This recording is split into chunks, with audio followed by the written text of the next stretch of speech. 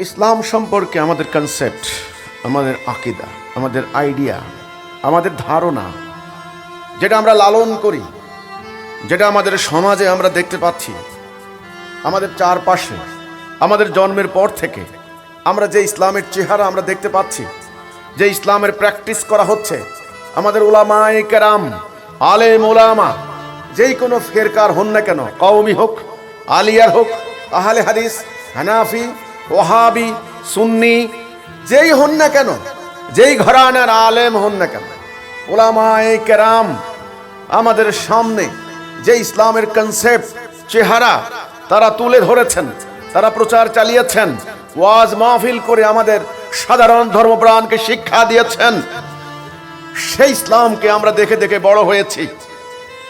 এখন একজন লোক দাঁড়িয়ে বললেন, তোমরা যে ইসলামটা দেখতে পাচ্ছ এটা আল্লাহ রসুলের রেখে যাওয়া প্রকৃত ইসলাম নয়। এই কথা বলার সাথে সাথে অহংকারে তাদের মাথা ছাড়া দিয়ে উঠল, তারা বিক্ষোভে ফেটে পড়ল। তারা বলল, কি এত বড় কথা? তিনি বললেন, আমার কথা যদি মিথ্যা হয় তাহলে বৃক্ষ তোমার নাম কি ফলেই পরিচয়। ইসলাম অর্থ শান্তি, সে শান্তি কোথায়?